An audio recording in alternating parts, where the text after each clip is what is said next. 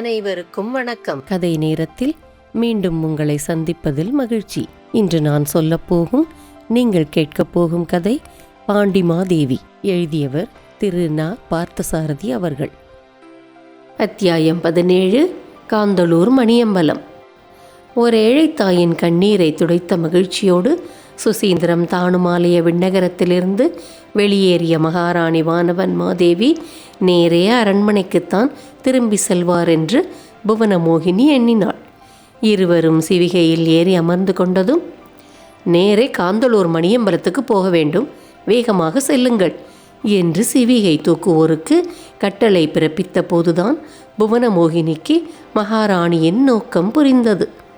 ஏதோ ஒரு காரணம் பற்றி மகாராணிக்கு அரண்மனையில் அடைப்பட்டு கிடப்பதில் வெறுப்பு ஏற்பட்டு விட்டதென்பதை வண்ணமகள் நினைத்து உணர முடிந்தது. எவ்வளவுதான் துன்பம் நிறைந்த சூழ்நிலையாக இருந்தாலும் மகாராணியின் முகத்தில் ஏக்கத்தை காட்டிலும் சாந்த குணத்தை வெளிக்காட்டும் சார்புமிக்க மலர்ச்சி ஒன்று பதிந்திருக்கும். ஆனால் இன்று சுசீந்திரம் கோவிலில் அந்த தாயை சந்தித்துவிட்டு வந்த பின் தெய்வத்தின் திருவடிகளில் அர்ச்சிப்பதற்கு மலர்ந்த பெரிய செந்தாமரை பூவை போன்ற மகாராணியின் முகமண்டலத்தில் எதையோ மீண்டும் மீண்டும் எண்ணி மனதுக்குள்ளேயே நினைவுகளின் சூட்டினால் வெந்து புழுங்கி தவிக்கும் சோகசாயை கோடிட்டிருந்தது. அந்த முகத்துக்கு எதிரே அமர்ந்து கொண்டு அந்த முகத்தையே பார்ப்பதற்கு வேதனையாக இருந்தது வண்ணமகளுக்கு. தன் மன வேதனைகளை தெரிந்து கொண்டு தனக்கு வேண்டியவர்கள் தன்னை எண்ணி வருத்தக்கூடாதே என்கிற அளவுக்கு கூச்சம் நிறைந்த மெல்லிய மனம் மகாராணியினுடையது. அந்த முகத்தை தொடர்ந்து பார்த்து கொண்டிருப்பதற்கு அஞ்சி தன் பார்வையை பல்லக்கின் வெளிப்பக்கத்திற்கு மாற்றிக்கொண்டாள் புவனமோகினி. பல்லக்கு விரைந்து கொண்டிருந்தது. பெருமூச்சோடு மெல்ல விம்மி அழுவது போன்ற ஒலியை கேட்டு திகைத்து திரும்பினாள் வண்ணமகள். அவள் கண்களுக்கு எதிரே சீவிகையில் வீற்றிருந்த மகாராணி ஓசைப்படாமல் மெல்ல அழுது கொண்டிருந்தார். அந்த தாமரை பூ முகத்தில் கண்ணீர் துளிகளை கண்டபோது புவனமோகினி திடுக்கிட்டாள். அவளுக்கு துயரம் கலந்த ஒரு வகை பயத்தினால் மெய் சிலிர்த்தது. மகாராணியிடம் என்ன பேசுவது, ஏன் அழுகிறீர்கள் என்று எப்படி கூசாமல் கேட்பது? ஒன்றும் புரியாமல் திகைத்து கலங்கும் மனநிலையோடு மகாராணியையே பார்த்து கொண்டிருந்தாள் அந்த எளிய வண்ணமகள். புவனமோகினி, என் அழுகையின் காரணம் புரியாமல் தானே நீ இப்படி என்னை பார்க்கிறாய்? கேட்டால் நான் வருந்துவேனோ என்று தயங்குகிறாய் இல்லையா? சாம்பலை ஊதி கனிய வைத்த மங்கலான நெருப்பின் ஒளி போல அழுகையின் நடுவே ஒரு புன்னகையோடு கேட்டார் மகாராணி. தாயே, தங்கள் முகத்தையும் கண்ணீரையும் பார்க்கும்போது எனக்கு பெரிதும் வேதனையாயிருந்தது. அதே சமயத்தில் தங்களை கேட்பதற்கும் பயமாக இருக்கிறது. பயம் என்ன வந்தது? உனக்கு தோன்றிய எண்ணத்தை நீ கேட்க வேண்டியதுதானே? திருவட்டாற்று சோழிய பெண்ணின் தாய்மை துன்பத்தை எண்ணி உங்கள் மனம் கலங்குகிறதென்று நான் அனுமானிக்கிறேன். நீங்கள்தான் அந்த பெண்ணின் துன்பத்தை போக்குவதற்கு ஏற்பாடு செய்து விட்டீர்களே, இனியும் ஏன் கலங்க வேண்டும்? கலக்கமல்ல பெண்ணே இது. உலகத்தின் கசப்பு நிறைந்த உண்மைகளை தெரிந்து கொள்ளும் பொழுதெல்லாம் எனக்கு அழுகை வருகிறது. எனக்கு அழுகை வரும் போதெல்லாம் உண்மைகளை அடைகிற தகுதியும் வருகிறது. புவனமோகினி, இந்த மாதிரி தத்துவங்கள் எல்லாம் உனக்கு புரியாது என்றாலும் சொல்கிறேன். மெய்யை தெரிந்து கொள்வதற்கு நூல்களை படித்தலும் அறிவுரைகளை கேட்டலுமே போதுமான கருவிகள் என்று பல பேர்கள் தவறாக நினைத்து கொண்டிருக்கிறார்கள். உண்மைகளை தெரிந்து கொள்ள வேண்டுமானால் உலகத்து துன்பங்களையெல்லாம் உணர்ந்துணர்ந்து உருகி அழுகின்ற மனம் வேண்டும். உள்ளம் உருகி அழுதால் உண்மை விளங்கும். நெஞ்சம் கலங்கி குமரினால் நியாயம் பிறக்கும். பிறவி என்ற பிணி வாசனை துளைக்கும் மாணிக்க வாசகர் ஒரே வாக்கியத்தில் இதை அழுதால் உன்னை பெறலாமே என்று விளக்குகிறார். இப்போது சில சமயங்களில் இறைவனை பெறுவதற்கு அழுவதை விட நம்மை புரிந்து கொள்வதற்கே நாம் அழுதாக வேண்டும். நான் அழுகின்ற அழுகை உண்மையை அறிந்தும் அறிய முயன்றும் அழுவதே தவிர வேறென்று நீ வருந்த வேண்டாம். மகாராணியின் இந்த சொற்களை கேட்டதும் புவனமோகினிக்கு ஒரு சிலிர்ப்பு உடல் முழுவதும் பரவியது. கண்களில் பக்தி பரவசத்தின் ஒளி சுடர் கோடிட்டது. மின்னல் மின்னும் நேரத்தில் ஒரு கணத்தின் ஒரு சிறு பகுதி பொழுதில் அந்த வண்ணமகளின் கண்களுக்கு முன்னால் மகாராணி வானவன் மாதேவியாரின் கண்ணீர் சிந்திய முகம் தெரியவில்லை. நீலத் திரைக்கடலோரத்திலே கோல கன்னிமை எனும் தவம் பூண்டு நிற்கும் வாலை குமரி வடிவம் செய்விகையினுள் வந்து அமர்ந்து கொண்டு, ஐயோ, தலைமுறைக்கு தலைமுறை உலகில் தாய்க்குலத்தின் துன்பங்கள் பெருகி வருகின்றனவே என்று கதறி குமரி கலங்கி அழுவது போல் ஒரு பொய்த் தோற்றம், ஒரு பிரமை காட்சி புவனமோகினியின் கண்களுக்கு முன்பு தெரிந்து மறைந்தது. புவனமோகினி தன் வசமிழந்த நிலையில் அந்த ஒரு கணம் உடலெங்கும் பரவி நின்ற எல்லையற்ற பரவசத்தினால் என்ன செய்கிறோம் என்று நினைவேயன்றி 2 கைகளும் மேலெழுப்பி கைகூப்பி வணங்குவதற்கு தயாராகிவிட்டாள். ஆஹா, என்ன விந்தையான பரந்த மனம் இவருக்கு வாய்த்திருக்கிறது! உலகத்தில் 3/4 பேருக்கும் தங்கள் சொந்த துன்பத்தை எண்ணி வருந்துவதற்கே நேரமில்லை. 1/4 பேருக்கு துன்பங்களே நிரந்தரமாக பழகிவிட்டதால் அவற்றையே இன்பங்களாக எண்ணி சிரித்து கொண்டே வாழ பழகிவிட்டார்கள். கண்களின் பார்வைக்கு இவர் பாண்டிமாதேவி மட்டும்தான். கருணையின் பார்வையில் இவர் உலகமாதேவி. நாட்டையும் மகனையும் கண்ணீரையும் அடக்கி காக்க முடியாத சூழ்நிலை. உலகத்தையே துன்பமின்றி காக்க வேண்டுமென்ற ஆவல். உண்மைக்காக அழுது உயர உயரப் போகும் உலகளாவிய மனம். இந்த மனம், இது மனித பெண்ணின் மனமில்லை, தெய்வ பெண்ணின் மனத்தோடும் மனித தாயின் உடலோடும் அந்த சமயத்தில் புவனமோகினியின் கண்களுக்கு தோன்றினார் மகாராணி. தாயே, உணவை கூட முடித்து கொள்ளாமல் அரண்மனையிலிருந்து கிளம்பினீர்கள். சுசீந்திரத்திலிருந்து நேரே அரண்மனைக்கே திரும்பி விடலாம் என்று எண்ணியிருந்தேன். தாங்களோ திடீரென்று காந்தளூர் மணியம்பலத்துக்கு புறப்பட்டு விட்டீர்கள் என்று வண்ணமகள் கவலையோடு வினவினாள். உணவுக்கென்ன, எங்கும் கிடைக்கக்கூடியதுதான். நிம்மதியை அல்லவா நான் தேடிக்கொண்டு போகின்றேன். திரும்ப திரும்ப கூட்டுக்குள் சென்று அடைபடும் பறவையைப் போல் மறுபடியும் நான் அரண்மனைக்குள் போய் அடைபட்டு கொண்டிருக்க என் மனம் ஒப்ப மாட்டேன் என்கிறதே. ஆசிரியர், பவழக்கனிவாயர் போன்றவர்கள் அரண்மனையில் வந்து தங்கியிருந்தார்கள். அவர்களும் திரும்பி சென்று விட்டார்கள். என்னோடு உடன் இருப்பதாக சொல்லிக் கொண்டிருந்தாள் அந்த பெண் விலாசினி. அவளும் திடீரென்று தந்தையோடு புறப்பட்டு போய்விட்டாளே.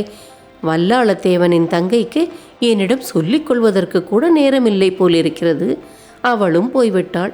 மனம் விட்டு பேசுவதற்கு யார் இருக்கிறார்கள் அரண்மனையில்? காந்தளூர் மணியம்பலத்துக்கு போய் நிம்மதியாக 2 நாட்கள் தங்கிவிட்டு கொஞ்சம் மெதுவாகத்தான் திரும்பி போகலாமே. இப்போது என்ன அவசரம்? அவசரமில்லை மகாராணி. ஆனால் நாம் கூடிய வரையில் யாருக்கும் தெரியாமல் புறப்பட்டிருக்கிறோமே என்றுதான் கவலைப்படுகிறேன். ஒரு கவலையும் உனக்கு வேண்டாம். பேசாமல் என்னோடு வா. கண்களை துடைத்து கொண்டு அழுவதை நிறுத்திவிட்டு மகாராணி இவ்வாறு உறுதிமொழி கூறியதும் புவனமோகினி அமைதியடைந்தாள்.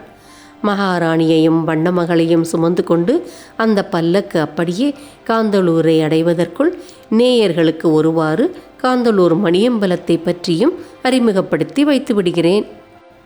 பல்லாயிரங்காலத்து பேரெல்லை வரை பரவி கிடக்கும் தமிழக வரலாற்று பெருக்கில் தமிழ் மூவேந்தர்களில் சிறப்பெய்திய எவரும் காந்தளூருடன் தொடர்பு பெற்றிருப்பர்.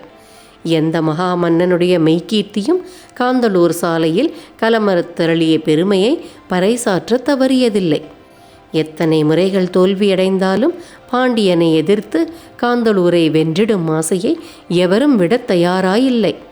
இவ்வாறு மன்னாதி மன்னர்களின் ஆசைகளை வளர்க்கும் அழகு கனவாக தென்பாண்டி நாட்டில் இலங்கி வந்தது காந்தளூர். சாலை என்றும் காந்தளூர் சாலை என்றும் இதே இடத்துக்கு வேறு பெயர்கள் வழங்கும். ராஜசிம்மனின் தந்தை பராந்தக பாண்டியனுடைய காலத்தில் விழிஞத்தையும் காந்தளூரையும் சேர மன்னனிடமிருந்து கைப்பற்றினார் பராந்தக பாண்டியர். மிக இளைஞராயிருக்கும் காலத்திலேயே முதலாக செய்த கன்னிப்போர் காந்தளூரில்தான் நிகழ்ந்தது. கன்னிப்போர் திருமணமாகாமல் இளைஞராயிருந்த அவருக்கு ஒரு கன்னிகையை அளித்துவிட்டது. சேர மன்னன் பராந்தகனுக்கு தன் மகளை மணம் முடித்து கொடுத்தான்.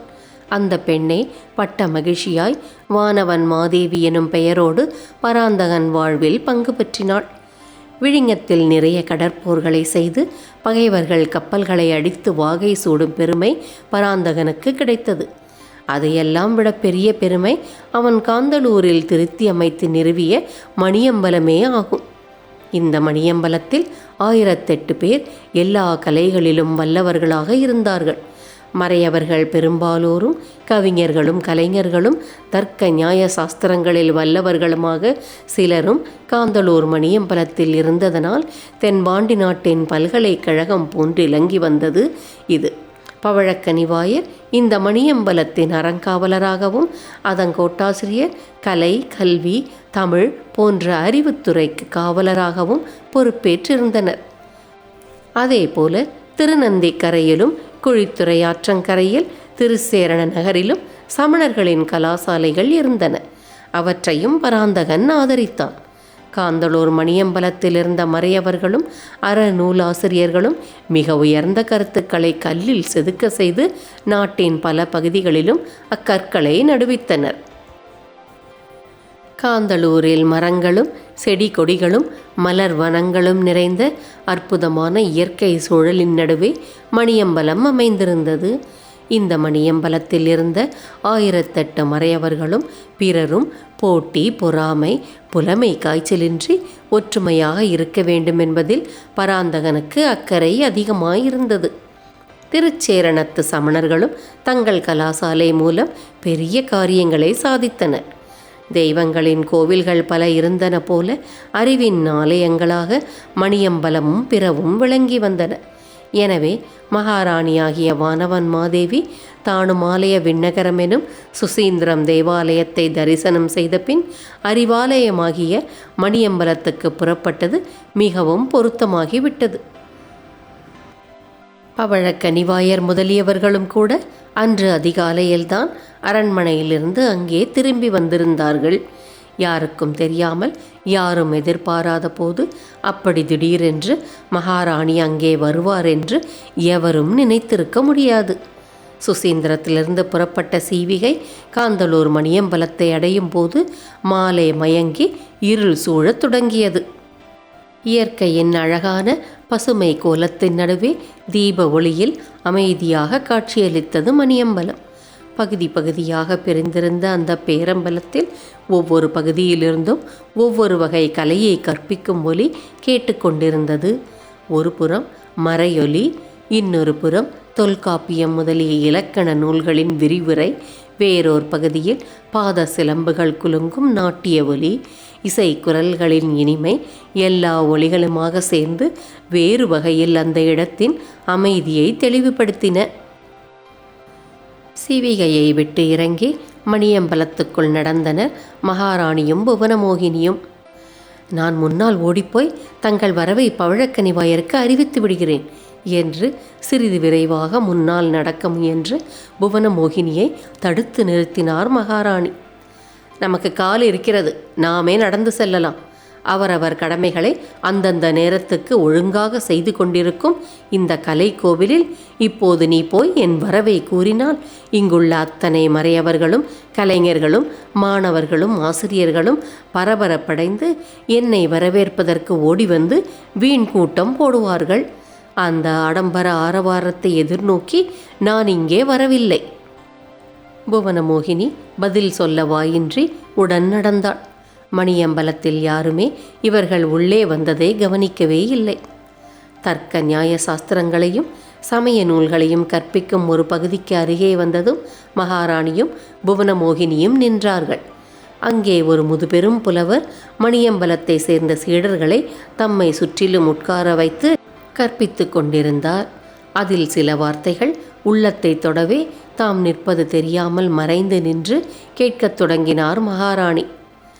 துன்பங்கள் குறைவதற்கு எதையும் இழக்கத் துணிகின்ற மனம் வேண்டும். இது வேண்டும் அது வேண்டும் என்று ஆசையை வளர்த்து கொண்டு போகிறவனை காட்டிலும் எதுவுமே வேண்டாம் என்று மனதை கட்டுகிறவன் பெரிய செல்வன். வேண்டாமையை போன்ற சிறந்த செல்வம் வேறில்லை.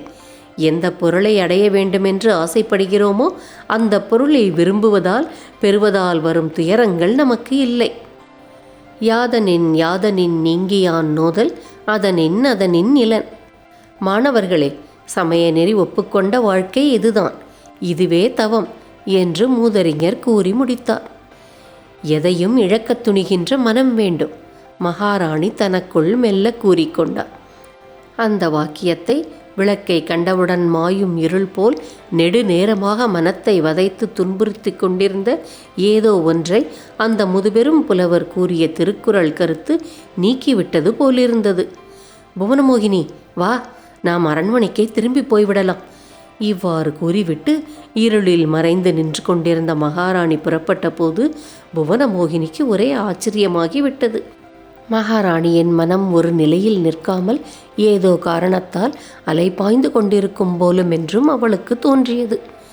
2 நாட்கள் இங்கே நிம்மதியாக தங்கிவிட்டு போக வேண்டும் என்று கூறினீர்களே, இப்போது உடனே புறப்பட வேண்டும் என்கிறீர்களே.